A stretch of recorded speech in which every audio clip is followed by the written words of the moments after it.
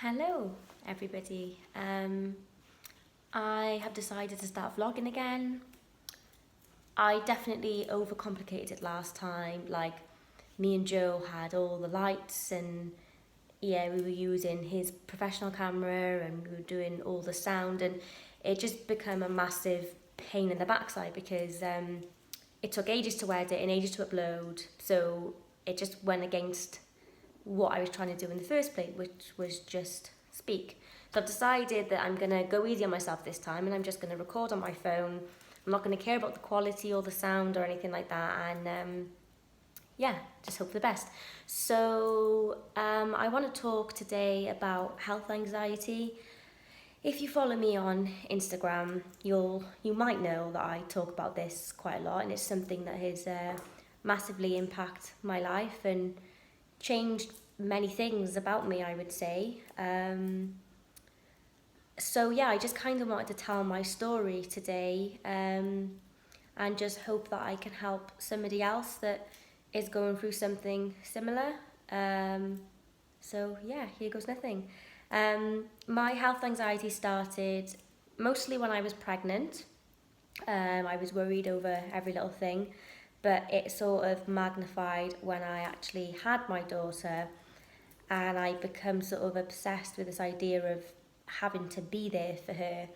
And I think maybe watching my mum be without her own mother, I realised how important it is to have your mum in your life. So yeah, I kind of become a bit obsessed with it.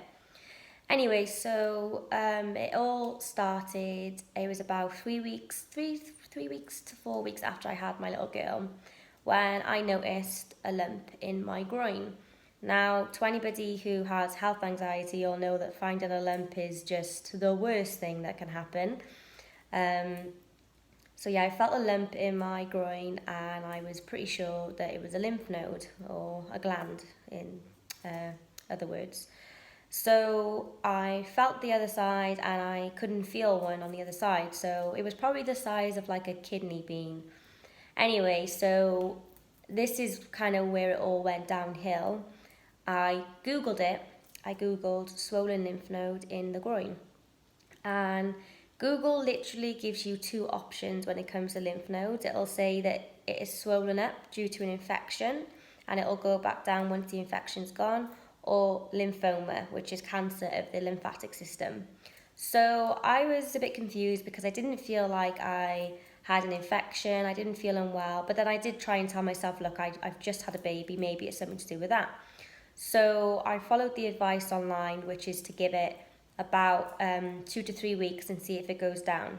So I waited, and in the meantime, I was worried sick, but I tried to just ignore it the best I could, and it didn't go down. So that's when I booked in to see my doctor, my GP, and I basically went in and I was like, look, I think I'm really worried about this lymph node, and I think I have lymphoma. And she kind of laughed it off, and she felt the lymph node, and she was like, yeah, it probably just swelled up due to an infection and it hasn't gone back down. And this really confused me because everything that I'd read on the internet said that they must go back down basically for them to be benign. So I sort of like pushed for more, and I said to her, like, look, I'm not comfortable with this. So she said, right, okay, well, we'll give you some bloods and I'll send you for an ultrasound, but just for peace of mind.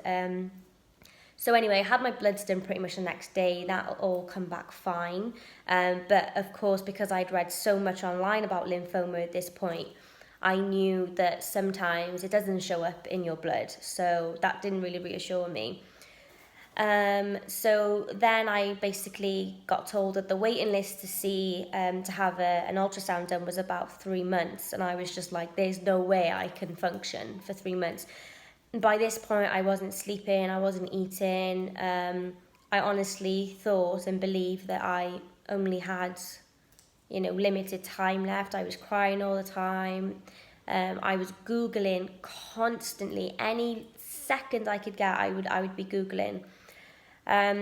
So I think that was when people started to realise that something wasn't quite right. So my dad offered to pay for a private ultrasound so that I could be seen sooner. So we booked in with the Spire, which is a private hospital, and we got an appointment within like a week. So I went to my appointment, I met with a radiologist, and I was in the room and I was already crying before he even did the test. Because I was convinced that he was just going to turn around and say, yeah, it is lymphoma, or, we need to investigate further. So I was really upset. I had my mum and dad there with me. Joe was home with the baby, and he did the ultrasound, and he was like, yeah, it is a lymph node, and it is bigger than the one on the other side, but it's still within the normal like parameters. And he basically said he's not worried, and I was like, are you sure this is lymphoma? And he was like, I'd be flabbergasted if this was lymphoma. And you would think that would have reassured me, but actually it didn't. And the reason why I didn't is because, again, where I'd read so much on lymphoma and all the forums, I had heard of so many people who had a normal ultrasound but then went on to actually have lymphoma because it grew bigger, or just because the ultrasound didn't pick it up. So I think my mum and dad and everybody thought this is great. They were like, great, you've had the ultrasound, you've had the blood test, it's all come back fine, let's forget about it. And I couldn't, and it was almost embarrassing because everybody expected me to snap out of it, and I just didn't. So the next 3 weeks were just turmoil. I was pretty much suicidal at this point. I was also battling postnatal depression at the same time. So I was Googling constantly, and I was just reading the same pages over and over again. And, it sort of says on the internet that if your lymph nodes feel hard and they don't move, then they're for a cause of concern. And I was feeling mine, and I was like, I feel like it's hard, and it doesn't feel like it's moving very much, and just all of the characteristics and everything. And I was just convinced that I had it, and I knew that the only way to find out for sure was a biopsy, because that is the only way to diagnose lymphoma.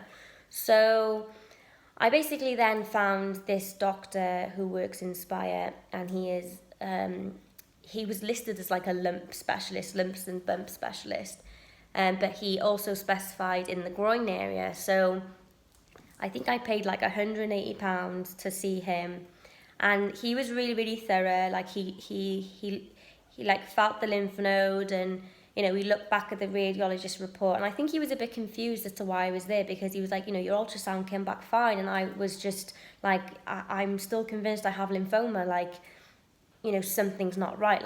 I was convinced. And he did his best to reassure me. He said he'd seen lymphoma so many times before, and this was nothing like it. And yeah, he just told me that I had nothing to worry about, and that it was just a lymph node that was swelled up years ago and just probably hadn't gone back down and won't go back down. He said that he didn't feel like it was hard, and he felt like he could move it, and I was just like, what?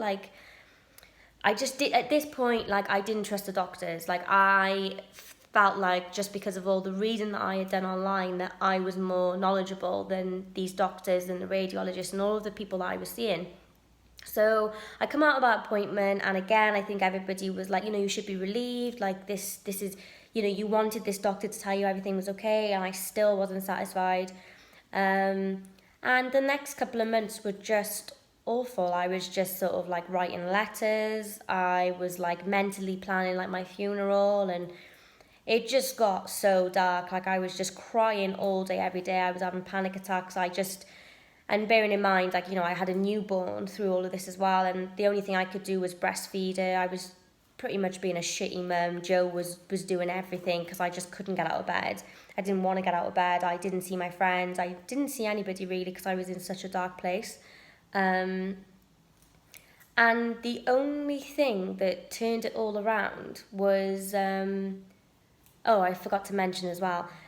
So when 6 months had gone past, I sort of ruled out an aggressive form of lymphoma. So if people get lymphoma when they're young, typically in their 20s, they'll get a really aggressive form of it, which usually means that you'll have a swelling the size of an egg, and you need treatment ASAP. So I knew at this point, because it'd been like 6 months, I knew that I must not have this aggressive type. Now, you would think that that would have reassured me that, you know, the most common type of lymphoma that's in my age group grows really fast. It's been 6 months and this thing hasn't grown. But I then found this other type of this other type of lymphoma called follicular lymphoma, which is basically usually diagnosed in people in their 60s, and it's a very, very slow growing lymphoma. The faster lymphomas can be cured most of the time, but the slow lymphomas are usually just treated, but they can't usually be cured. So people with the follicular lymphoma, the slow-growing one, can live with it for like 20 years, which if you're diagnosed when you're 60 and 70, it might not affect your lifespan. So anyway, because 6 months have gone by and I knew that I didn't have this fast one, I thought, right, this is it. I have follicular lymphoma. I'm one of the unlucky ones who have got this slow-growing one. And I was just thinking that I was just thinking to myself, I'm going to be like 45 when I die, and just thinking, you know, my mum and dad like will still be alive, and you know, Willow's going to have to not have me, and it just got ridiculous. And I joined a Facebook group and I was speaking to other people with follicular lymphoma, and that was the worst thing I could have done, because a lot of people were like, yeah, that's how mine started out, and it was just not good for me. Anyway, so I was convinced that I had this follicular lymphoma. I went to the doctors and I was like, look, I feel like I have this. And he was like, do you know how rare that would be for you to have this type of lymphoma that is not common in your age group? But because I knew and I had found people that were my age that did have it, it didn't make me feel any better. So I should say as well that amongst all of this, I was on antidepressants and I was having counselling as well. I was having CBT, and it didn't really help. I mean, it did towards the end, but it took a long, long time. Anyway, the only thing that sort of just snapped me out of it, and it was like a light bulb had just been switched on, was basically I said to my mum, like, you know, can I feel, this is going to sound so dodgy. I basically said to my mum, can I feel your lymph node in your groin? And like, you know, I want to see it, what yours is like. So I felt heard, and I was just absolutely blown away to find that my mum had the exact same thing. She had one big lymph node on one side and barely anything on the other. And it just kind of like, it was just like the curtains had just been opened for the first time, and I was like, we can't both have lymphoma, surely. Like, what would be the chances? And then my friend Megan, she let me feel her lymph node, and she had the same thing. And I was like, and it was just like, I don't have lymphoma. Like, if I have lymphoma, then my mum and Megan has it as well, and I'm pretty sure that all three of us having it at the same time is impossible. So yeah, it just put everything into perspective, because I realised then if my mum and Megan Googled their symptoms, Dr. Google would also tell them that they have lymphoma. So it just allowed me to take a step back and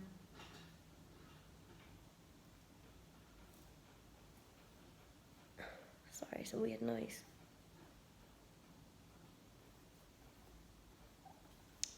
Such a paranoid person. Anyway, what was I saying? Basically, it all in all, it took about 9 months. It took about 9 months for me to realise that it was all anxiety, and that health anxiety nearly destroyed my life. Unfortunately for me, it didn't end there, because now that the lymphoma worry was out of my head, I just then decided to fixate on something else. So I want to go into these other things in more detail. So I'll do a video for each, but over the course of this year, I have had lymphoma, survived that, survived a brain tumour, survived early onset Alzheimer's, survived schizophrenia, and I'm currently battling ALS, or motor neuron disease.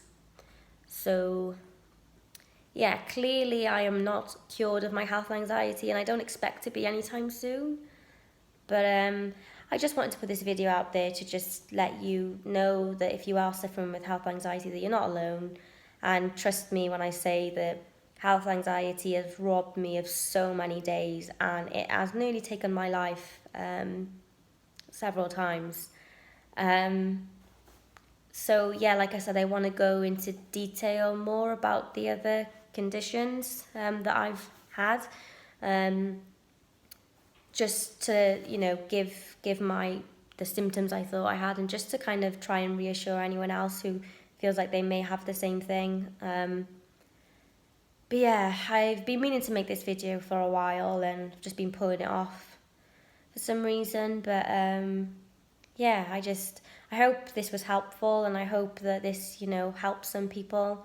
Give it a thumbs up if you did enjoy it, and if you want to subscribe and keep updated, I'm going to try and do my best to upload these videos regularly. So yeah, I feel a bit drained after all of that, and I feel a bit emotional.